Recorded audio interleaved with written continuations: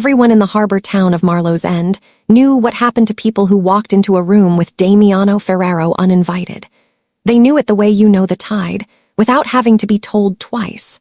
So on the night, a maid pushed open the wrong door on the 3rd floor of his estate and found him standing in the dark. The 2 guards at the end of the hall did not move to help her. They looked at their shoes. They counted the seconds. Because the boss did not raise his voice and did not repeat himself, and had put men in the ground for less than an open door, and the girl standing frozen in the light of the hallway with a stack of towels pressed to her chest was already, as far as they were concerned, a thing that used to be alive. What the guards did not know, what Damiano did not know, what the girl herself had spent 4 months making certain no one could ever know, was that her hands were not shaking from fear. They were shaking from how close she finally was, and the mistake being made in that room was not hers. Her name on the household roster was Ren Adair. She was 26, small enough to cross a crowded ballroom without turning a single head, and she had spent 4 months teaching this house to forget her. She kept her eyes on the floor. She said yes, sir, and no, ma'am, and never a third sentence. The other staff called her the mouse behind her back and sometimes to her face, and she thanked them for it in her heart every time, because a mouse gets into the walls, and a mouse gets everywhere, and no one ever remembers exactly where a mouse has been. The door she pushed open was the East Study. She had been told 100 times that the East Study closed to staff at 9, and she had listened, and she had counted the Thursdays until she knew the shape of his week better than his own driver did. Thursdays he flew to the city and came back after midnight. Thursdays the study sat empty and the false shelf sat unwatched, and the safe behind it slept for 6 hours. She had walked this exact route in her head so many times that her feet knew it without her. It was Thursday. He was supposed to be over the water in a plane, and he was standing at the window in the dark instead, and every plan she had built collapsed into the sound of her own breathing. Damiano did not turn. He watched her in the black glass of the window, her small reflection laid over the harbor lights 3 stories below, and he let the silence run long enough that she understood he was doing it on purpose. A man who wanted to frighten her would have turned around fast. He kept his back to her, and that was worse than any shout. "3rd floor," he said to the glass. "After 9, carrying towels no one asked for." "I'm sorry, sir. I got turned around. I thought this was the linen room." "The linen room is on the 2nd floor." He turned, and he did it without hurry, and his eyes went over her once from her shoes to her hairline the way a man reads a paper he already suspects is a forgery. "It's been on the 2nd floor since before you were born." She waited for him to call out. She waited for the doorway to fill with the shape of a guard. Instead, he crossed the room, slow, and stopped an arm's length from her, close enough that she had to tip her head back to keep her chin off his collarbone. He smelled like cold air and cedar. Up close, he was younger than the town made him sound, and his stillness was not the stillness of a calm man. It was the stillness of a man deciding something. "You didn't get turned around," he said. "Sir, I swear, I only wanted the linen." "You walked past 3 staircases and 2 open rooms to get lost in the one part of this house that's locked to you." His head tilted a fraction. "A person who's lost slows down, looks around. You came up here fast and quiet and straight, and you reached for that handle like you'd done it before." Her mouth had gone dry. She had rehearsed 100 versions of being caught, and not one of them was this, a man reading the truth off her body while his voice stayed low and almost gentle. She made her face do nothing. She had trained for 4 winters to make her face do nothing. "I don't know what you mean, sir." He looked at her for a long moment. Then he reached out, and the whole room narrowed to it, and she braced for a hand at her throat, and instead his fingers moved toward the towels in her arms, toward the inside of her left wrist where the sleeve had ridden up and the old burn scar showed pale against the skin. He got within an inch of it.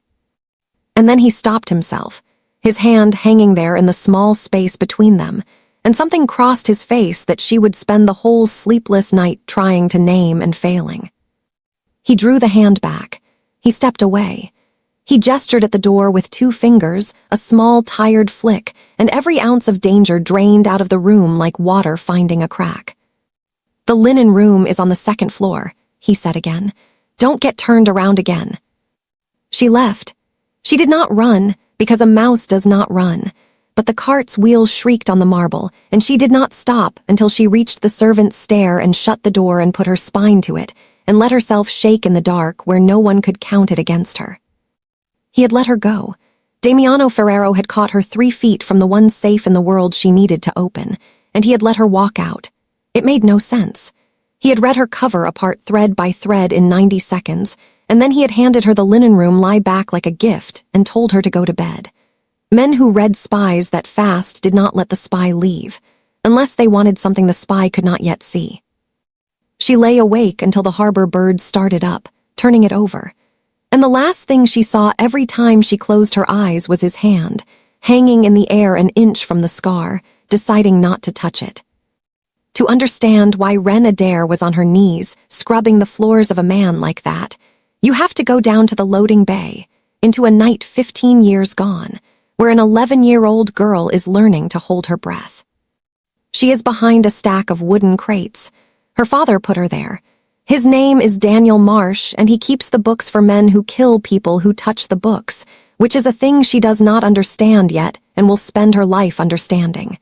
10 minutes ago, he was humming. He hums when he works. He has a tin music box on the mantel at home that plays a lullaby with a broken note in the middle, a note that catches and drops into the next one wrong, and when she cannot sleep, he winds it and sets it on her pillow, and the broken note walks her down into the dark. 10 minutes ago, the world had a music box in it. Now his hand is over her mouth. Now he is pushing her down behind the crates, and his eyes are wrong, wide, and wet, and he is whispering the same 3 words over and over. Be a mouse. Be a mouse, Ren. Don't move, don't make a sound, whatever you hear. Then he stands up and he goes back toward the stairs, toward the men she can hear coming, and he leaves her in the dark with the smell of gasoline crawling across the floor. She puts her eye to the gap between 2 crates. She sees 3 men come up into the loading bay. She sees her father back away from them with his hands open. And she hears one of the 3 speak, an unhurried voice, a voice with all the time in the world in it, a voice that answers her father's pleas with 2 flat words. Not enough. Then a match. Then the world turns orange. Her father makes a sound she has never heard a person make, and she puts both hands over her own mouth so she will not make it back, and she crawls. Her wrist drags across a length of iron pipe that has been lying in the new fire, and she does not feel it. She will not feel it for 2 streets, and when she finally feels it, the pain arrives all at once, and she understands it is the shape of everything she has just lost, printed into her arm forever. Her father does not come out of the building. The paper gave him 1 paragraph, faulty wiring, old structure. A tragedy, no charges, no questions, because the men who would have asked the questions took their pay from the men who own the building. And the men who owned the building, every soul in Marlow's End could tell you, were the Ferraros. She did not know, at 11, which Ferraro had said not enough. She only knew the voice, and the face she had seen for 3 orange seconds through a gap in the crates. A jaw. Eyes set a shade too close together. A scar cut through 1 eyebrow. She carried that face out of the fire the way she carried the burn, without choosing to, and she spent the next 15 years making herself into the one thing the men in that building had never once bothered to look at. Foster homes taught her quiet. A bar owner named Sal, who ran the only room in 3 counties the Ferraros did not own, taught her over 4 patient years how to open a lock, read an exit, and lie with her whole body without ever once lying with her mouth. She never told Sal what it was for. Sal never asked. That was why she trusted him. When she was ready, she got herself hired through the agency that staffed the estate, and she carried into that house exactly 2 things that were truly hers. A ring, her mother's, that her father had pressed into her hand along with the order to be a mouse, that she had gripped the whole time he burned and had not been able to look at since. And a face. Not a photograph, because there was no photograph. A sketch, drawn by an artist she paid with 2 years of tips, built line by line off a memory 15 years deep. A jaw, close-set eyes, a scar through the brow. It was not Damiano's face. She had known that inside a week, and it had nearly broken her, because she had built a life around a certainty, and the certainty did not fit the man on the hill. But the face in the sketch was in the house. She had seen it at the long table on the nights the family gathered, older now, the scar faded but there, sitting at Damiano's right hand. Renzo Ferraro, the uncle, the consigliere. The man who had wanted the chair his whole life and been passed over for a boy of 20, and who sat at that boy's right hand and smiled, and poured and waited. So the plan bent but did not break. Get into the safe. Find the real books, the ones her father died over, the ones that would tie the fire to the name that ordered it. Take them to the only men the Ferraros feared, the federal agents who had circled the family for a decade and never landed a hand on it. And then stand somewhere she could watch the whole house on the hill come down. That was the plan. The plan had not survived 90 seconds in the study, because the wall she had spent 15 years building herself against had turned out to have a door in it, and the door had been left open, and she could not for the life of her work out who had left it that way, or why. She learned the answer slowly, the way she learned everything sideways, while her hands did other work. The study closed to staff at 9, and then it did not. She was carrying linen down the third-floor hall 3 mornings later, and the study door stood open, the fire already lit, a coffee service set for 2 on the low table by the window, though everyone in the house knew he took his coffee alone. She did not go in. She was not a fool. But it happened again the next day, and the day after, and on the 4th morning his voice reached her from inside before she had passed the frame. "You can bring those in, since you're standing there." She brought them in. He was at the desk under a spread of papers, and he did not look up. She set the linen on the chaise and turned to go. "Sit."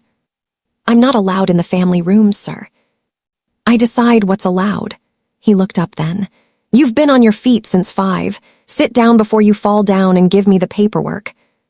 She sat on the very edge of the chaise, spine straight, hands folded, a servant waiting to be dismissed, and she watched him watch her do it. The corner of his mouth moved and stopped. He had seen the performance. He had seen it the first night. He knew every inch of her posture was a costume, and he was letting her wear it, and that knowing sat in the room with them like a third person neither of them would name. "Where are your people?" he said. "Ohio, sir." "You lie the way people from Ohio don't." He turned a page without heat. "You lie the way I do, every word true and none of it the truth." Her hands stayed folded in her lap. Under her ribs, something had started to move too hard. "I don't know what you mean, sir." 4 months. He set the pen down. 4 months in my house, and not one person can tell me a single true thing about you. Not who raised you, not what you did before, not what you want. Everyone in this house wants something off me. My men want money. The women my uncle keeps dragging to dinner want the name and the view. My uncle wants my chair, and he wants it badly enough that he stopped hiding it. He leaned back. "You I can't read, and I read everyone. So either you're the first person I've ever met who wants nothing, or you want one thing so badly you've buried it somewhere even I can't reach." She held his eyes, because looking away would have confessed the whole grave.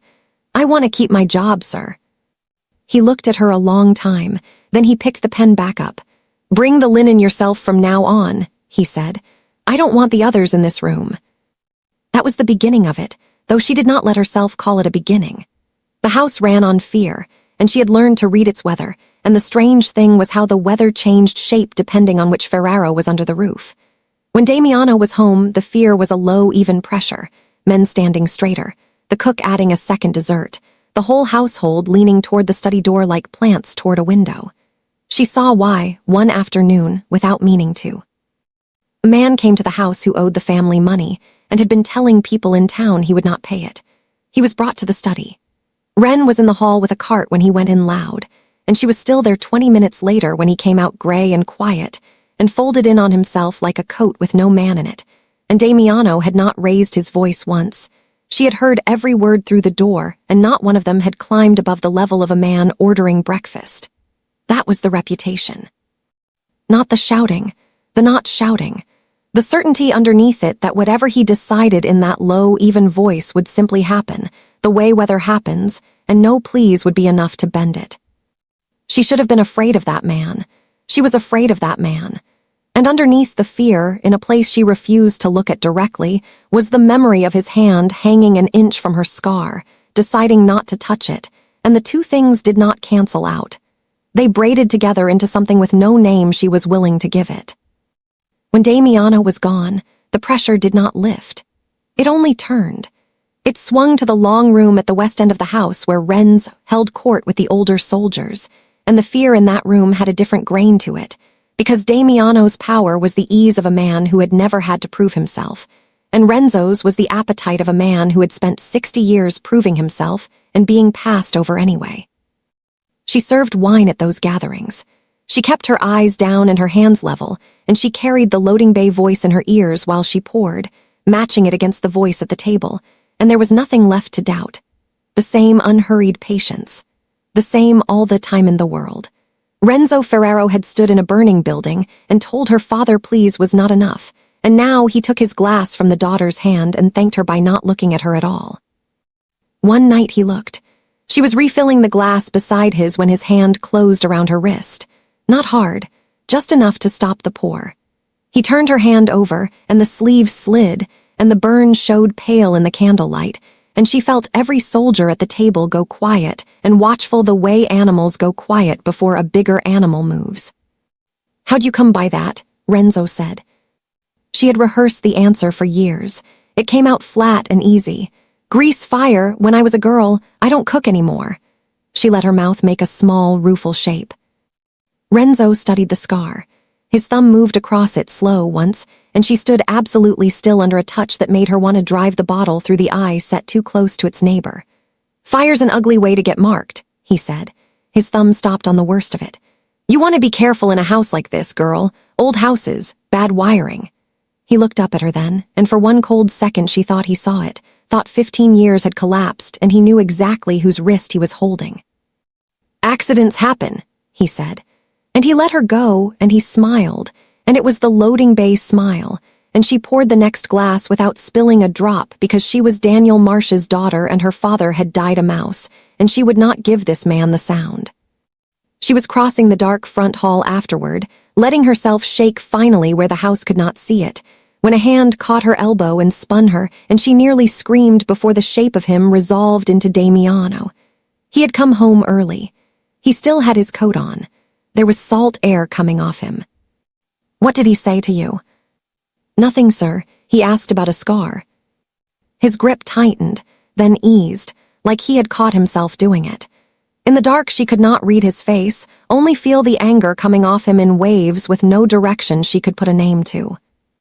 "You don't serve those dinners anymore," he said. "Not those. I'll have the cook move you." "It's not my place to refuse work, sir." "It's my place to give it." He did not step back. They were standing too close in the black hall and she could hear him breathing, and whatever had turned him to fury a moment ago was not about wine service. She was certain of that much. "Stay away from my uncle," he said, lower now. "That's all I'm asking. Can you do that one thing for me?" "Yes, sir." "Damiano." He said his own name like it had a splinter in it. "When there's no one in the room, I'm tired of being sir under my own roof." She did not answer. She could not, because the man she had come to bury had just asked her to say his name, and the thing she could not forgive in herself, standing in the dark of his father's house, was how much of her wanted to. After that, the house rearranged itself around the two of them, and only they knew it had. He found reasons. A man with an empire and 1,000 men to move found reasons to need the linen brought up personally, to take his coffee in the study only when she was the one cleaning it, to walk the seawall path at the exact hour he had learned. She took her break at the low wall by the boathouse. He never touched her. That was the strange, unbearable center of the whole thing. A man who took what he wanted off the entire coast never once reached for her, and the not reaching became its own language, a discipline she could feel him holding across the room like a held breath, a door he kept choosing not to open even as he left every other door in the house unlocked. They talked. She had not meant to. But one evening on the seawall, with the water gone the color of slate and the harbor lights coming up one by one across the black, he told her about his father without her asking a thing. The old boss had been Renzo's older brother. He had died when Damiano was 20, and Damiano had walked into a chair he had never wanted at an age when other men were still learning the shape of themselves. "Everyone thinks I fought for it," he said, watching the water. "I didn't fight for anything. It fell on me. My uncle fought. My uncle's been fighting for that chair since before I was born, and when it finally came free, he was standing right beside it, and my father reached past his own brother and handed it to a boy. He was quiet a while. I've spent 14 years trying to work out why, and the only answer I keep landing on is the one I don't want. What answer? That my father knew what Renzo would do with it. A gull went over. He did not watch it. There were things my father was cleaning up at the end, books that didn't close, money moving to places it had no reason to be. He was building toward moving on someone inside the family, someone close, and then he died in his sleep at 56. A man who ran 6 miles every morning of his life. Heart just stopped. He turned and looked at her, and the last light was flat on his face, and he was not a boss then, only a tired man on a wall beside a woman he was not permitted to reach for. You learn to stop asking certain questions in this family. You learn to stop or you stop breathing. I stopped. Something moved through him and settled. I've been stopping for 11 years. She sat very still on the cold stone. The water shifted. A bell buoy rang somewhere out past the breakwater. Books that would not close. Money that moved where it had no reason to be. A man who was going to move on someone close and died in his sleep at 56 instead. She thought about her father with his hand over her mouth, and she felt the whole architecture of her 15-year hatred groan under a weight it had not been built to carry. "You should hate this house," she said. It was out before she could catch it. "I do," he said it plainly, no drama in it. "Every stone. I stay because the day I leave he takes it, and I have watched what that man does with power for 14 years. I'm the wall between him and everything he wants. That's the whole job, that's all I've ever been." He looked back at the water. "You asked what I want that first morning. I lied, I said I read everyone. The truth is I stopped being able to read you the night you walked into the study, and worse than that, I didn't want to start again. For the first time in 14 years, I wanted to not know something. Do you have any idea how dangerous that is for a man in my chair?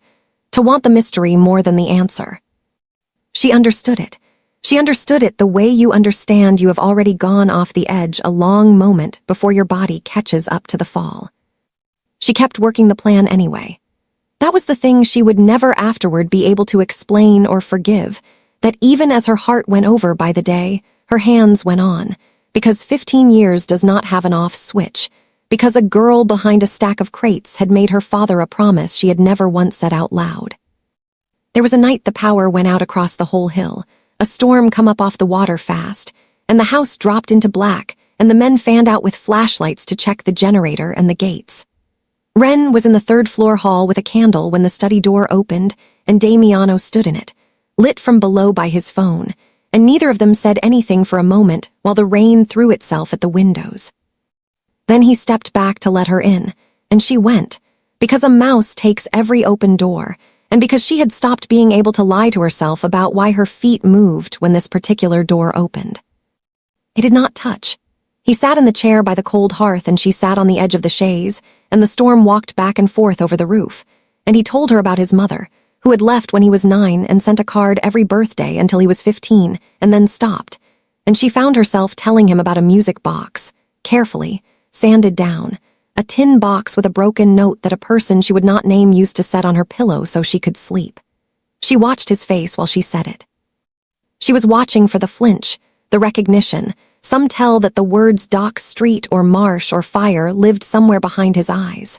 She saw nothing but a man listening to a woman he wanted and would not reach for. Either he knew nothing, or he was better than she was, and she had never in her life met anyone better than she was. "Play it for me sometime," he said. "The song." "I don't have the box anymore," she said. Which was true, every word, and none of it the truth, because she had the ring and she had the face and she had a note in her head she could hum in her sleep, and she would have died before she hummed it for a Ferraro. She cracked the safe 3 nights later. She did it on a Thursday when he was truly, verifiably over the water, when she had watched the plane's lights lift off the private strip herself through the trees. The safe behind the false shelf had a mechanical lock, and Sal had spent 4 winters teaching her mechanical locks in the back of a bar that smelled like spilled beer and cigarettes, and she opened it in the dark in under 9 minutes with her ear against the door and her whole life pressed into her fingertips. She took out the leather books. She carried them into the small pool of the desk lamp, and she read. And there he was. Damiano Ferraro, signature after signature, page after page, a decade of money moving through companies that were not real to accounts that did not exist. And in the oldest book, in a hand that was not the man's she knew but a boy's, unformed, 20 years old, an entry from the year of the fire. A purchase. A property on Dock Street. The accounting office. The building that had burned with her father inside it, signed for in the round, careful letters of Damiano Ferraro. She sat with the book open under the lamp and felt the 15 years come back up into her all at once, blood rushing into a limb gone dead, needles and fire. Here it was, his name on the building, his signature on the grave.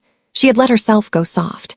She had let a wall become a door, let a tired man on a seawall almost unmake the only thing she had ever been sure of, and here under the lamp was the flat black answer to the only question that had ever mattered. He was one of them. He had been one of them the whole time. His signature did not care how gently he had never touched her. Her hands did not shake. She had a phone sewn into the lining of her uniform for this exact hour, and she photographed every page, and her hands were level the whole time, because a man named Sal had trained them to be level. And only when the books were back and the shelf was closed, and the safe slept again, did she slide down the wall to the floor and press the heels of her palms into her eyes and make no sound at all. She meant to leave the next morning. She had the proof and a number, and a plan to be 3 counties gone by dark with the photographs copied to 3 places so that no fire could ever reach all of them at once. She had the suitcase packed, the sketch back in the lining. And then, on her last pass through the house, she noticed the thing she had been trained her whole life to notice, a door that was always locked. The small room off the library, the one even the cleaning rotation skipped, the one Damiano went into alone and came out of with nothing in his hands. She had a phone full of everything she needed. She had no reason on earth to open that door. She opened it anyway, because Sal had taught her that the last locked door in a house is where a man keeps the thing he cannot afford for anyone to find. And because some part of her, the part that had gone soft, needed to know what a man like that kept behind the door he trusted to no one. It took her 4 minutes. Inside, there was a desk, and a wall of files, and a corkboard, and she stood in front of the corkboard in the gray morning light and felt the floor of her life drop out from under her a second time in 3 days. It was Renzo, all of it. 11 years of Renzo. Photographs, transfers, dates, a map of the coast with pins in it, a decade of one man quietly building a case against another in the dark. Bank movements circled in red, names of soldiers with lines drawn between them. And in the center of the board, held with a single pin, a child's face. A missing persons flyer, the paper gone soft and yellow with handling, the kind of handling that comes from a thing taken down and looked at and put back up 1,000 times. Have you seen this girl? Marsh, it said, age 11. Last seen the night of the Dock Street fire, and under the printed photograph of a child she had not let herself look at in 15 years, in the same round hand that had signed the building, a single line in pen. Still looking. She was still standing there when the door opened behind her. She did not turn. She heard him take in the room, take in her, take in the flyer she was staring at, and she heard the exact moment the air changed. When she finally turned around, Damiano was in the doorway, and he was not angry. That was what broke her. A man who had just found a spy standing in front of 11 years of his most dangerous secret, and there was no anger anywhere on him. Only something worse, something that looked almost like relief and almost like grief, and had no business being on the face of Damiano Ferraro. You weren't supposed to find that room, he said. Everything else in the house, not that room. Whose is this? Her voice came out wrong, too high, cracking on the edges the way her father's had cracked in the loading bay. She pointed at the flyer without looking away from him. Whose is this? You already know whose it is. He came in. He shut the door. He did not come close. He stood with his back to it, an arm's length off, the same arm's length as the first night, and he let her hold all of it at once. You've known since you walked in here. That's why you can't turn around. You knew. The words came apart in her mouth. You knew who I was. Since the agency sent your file. He said it, and the small room seemed to shrink around the words. Ren Adair, 26, Ohio, no people, and a scar on the inside of the left wrist. I read that file and I couldn't breathe. I've been looking for the girl who got out of Dock Street since I was 20 years old. 11 years. I thought you were dead. I thought I'd gotten you killed.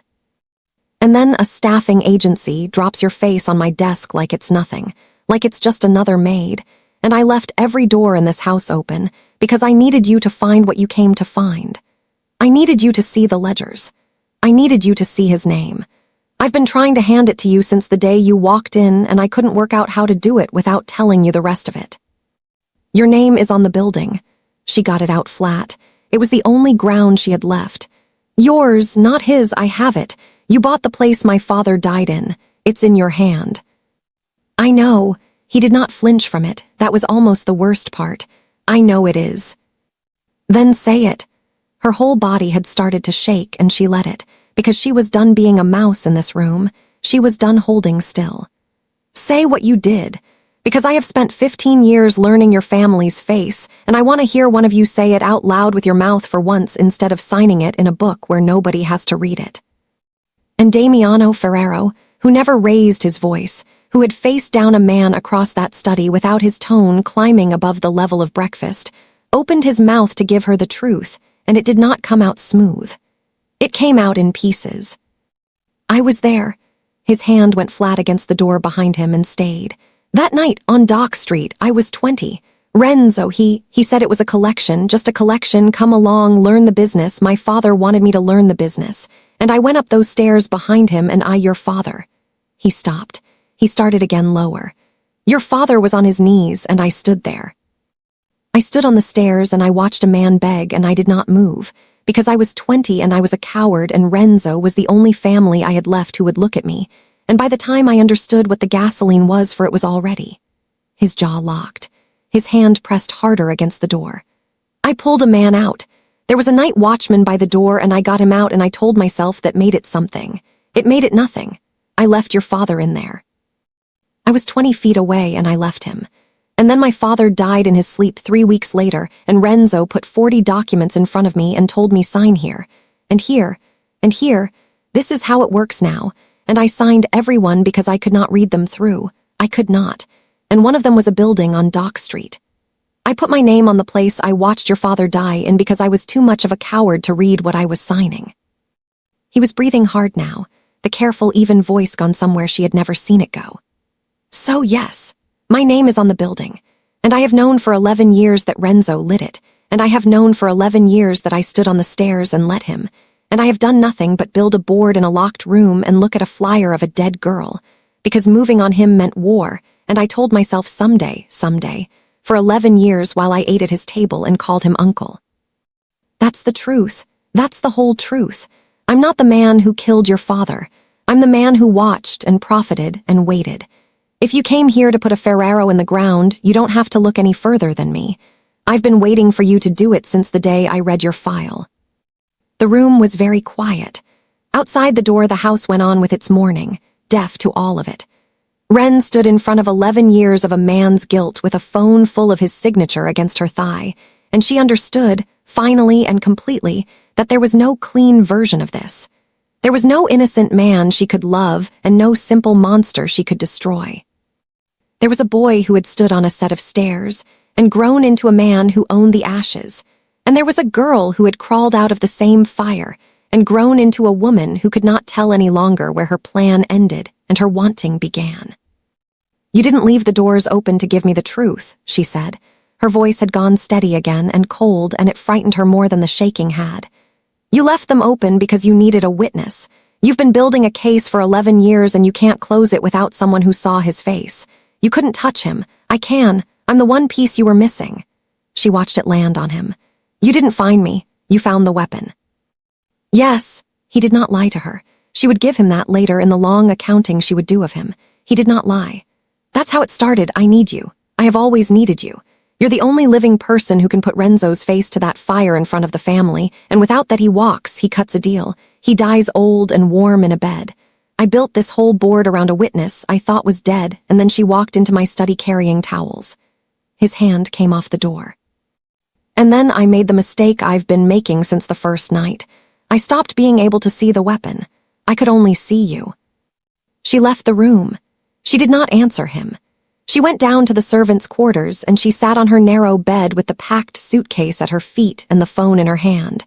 And she stayed there a long time while the light moved across the floor, holding 15 years in one hand and 3 months in the other, trying to make them weigh the same and failing. The federal number was still good. She could be gone by dark. The photographs would end all of it, the empire and the uncle and the man who watched, the whole house on the hill, exactly as she had planned it since she was a girl. It was the clean version. It was the version where she never had to stand in a room and choose. She was still holding the phone when the knock came, and it was not Damiano. It was the cook, gray-faced, whispering fast through the crack in the door. Mr. Renzo was asking after her. Mr. Renzo had been asking questions all morning, about the new girl, about her papers, about Ohio, about a scar. Mr. Renzo had sent 2 men down to walk her up to the west room for a talk, and they were on the stairs now, and the cook did not know why she was warning a mouse, but she was warning her. Get out, girl. Get out the kitchen door. Whatever you did, go. Ren stood up. She did not go out the kitchen door. Because a mouse runs, and she was done. Because Renzo had turned her wrist over in the candlelight and felt the burn his own fire had left there and smiled. And if she ran now, he would spend the rest of his warm old life never once knowing whose wrist it had been. And because she had spent 15 years and 4 months waiting to stand in front of that man and make him understand exactly what he had taken, and she was not going to hand that to a federal agent in a parking lot 3 counties away. She had earned the room. She was going to be in the room. She put the phone back in the lining. She did not go to the kitchen door. She went up the stairs to meet the 2 men, and she let them think she was frightened, which was easy, and she let them walk her not to the west room but past it, because on the way she stopped at the study and knocked, and when Damiano opened it she looked at him and said one thing, low, so the 2 men could not hear it. The last Sunday of the month, the family dinner, said it. Get the federal men clothes and get them quiet and give me the room. She held his eyes. Not your way, mine. I stand up, not you. And you don't stop me, whatever I do, whatever I say. You've been letting me walk through this whole house for 4 months. You let me walk through this too. Something moved across his face, some calculation coming apart, some plan he had built to keep her safe collapsing in the face of a woman who had stopped needing to be kept anything. He looked at the 2 of Renzo's men waiting at the end of the hall. He looked at her. He suspects you now, he said. If I set that dinner, I can't promise you'll walk out of it. You couldn't promise that the first night either, she said. You let me in anyway. The family gathered on the last Sunday of every month at the long table, and it was there, with the storm shutters open on the black water and the candles lit down the middle of the walnut like a spine, that Ren Marsh stopped serving wine and began the end of Renzo Ferraro. She had thought hard about the uniform, and she wore it, because the whole meaning of the thing lived in the uniform.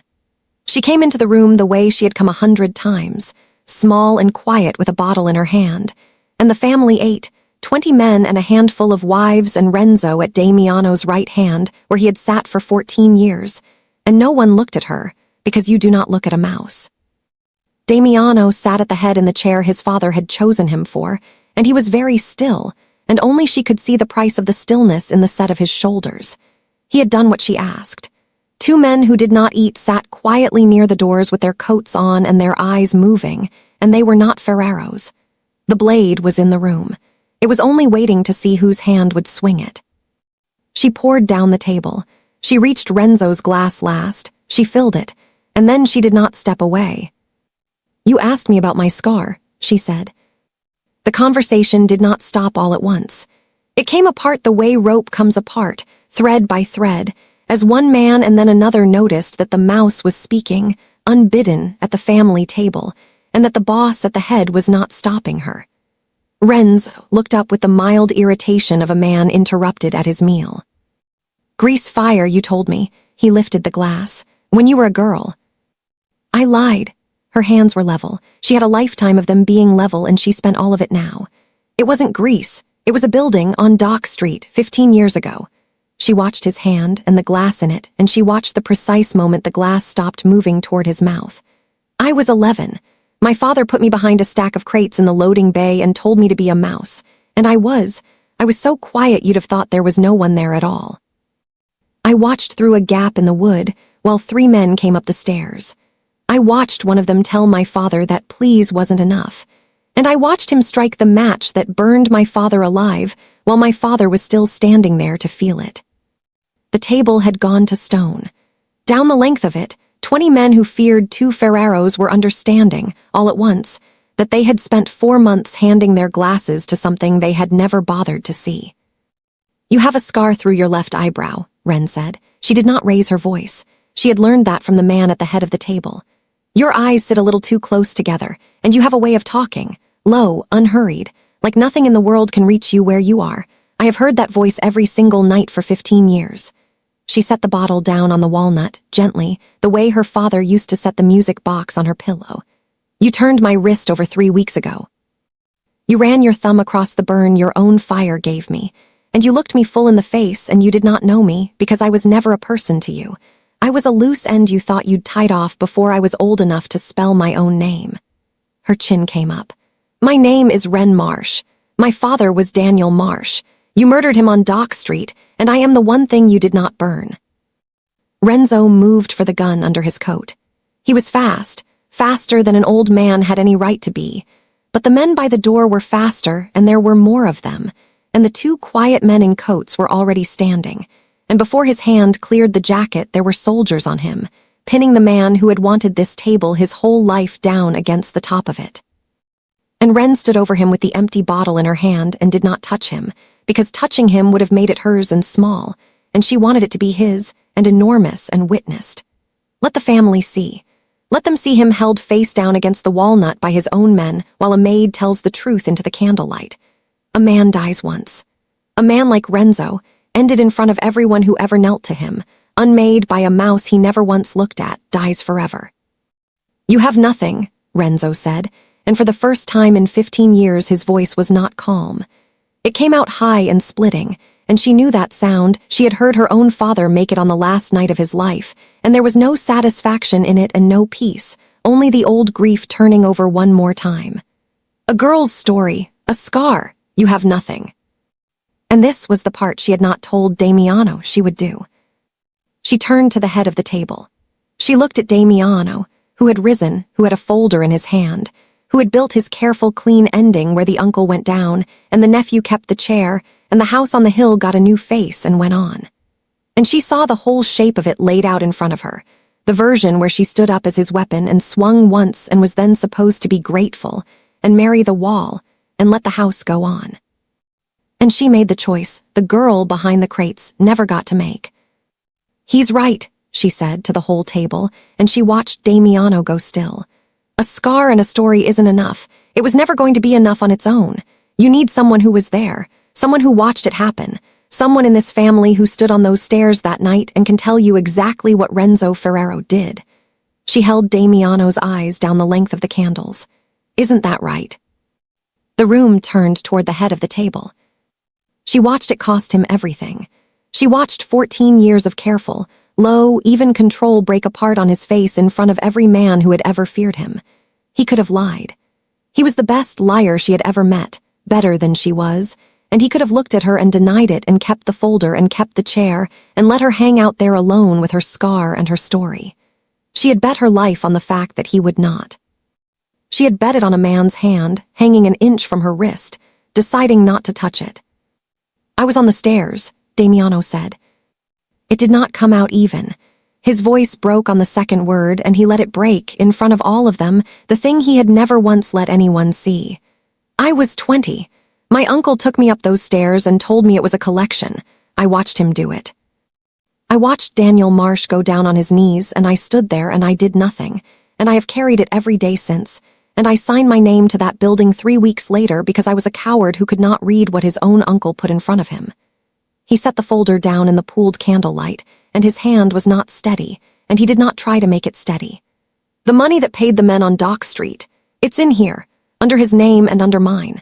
My father found it. That's why my father died in his sleep at 56. I've been building this for 11 years, and I never had the one thing that would make it hold, which was somebody who saw his face." He looked at her, and there was no wall left anywhere in him. She saw his face, And she just made me say the rest of it in front of all of you because she knew I'd bury my own part to keep this chair, and she was done letting Ferraros bury things. His jaw worked. She's right about that, too. It ended the way the town would later say all the worst things at the house on the hill ended, quietly, with the water going on outside in the dark. Renz did not leave in the trunk of a car. The two quiet men in coats took him out the front door in the plain light of the hall, and their photographs were suddenly no longer waiting on anything. And their case was suddenly whole, because the girl behind the crates had lived, and had a face to give them, and had stood up at a table full of killers and given it, and had reached down the length of that table and pulled the truth up out of a man who would have swallowed it to save himself. Renzo would die 14 years later in a cell, an old man nobody feared, and that, she thought, was worse than any trunk. Damiano did not keep the chair. She had not planned that either, but she had made it certain the moment she made him say his own part out loud in front of every soldier in the family, because a man cannot sit at the head of a table after the whole table has watched him confess to standing on the stairs.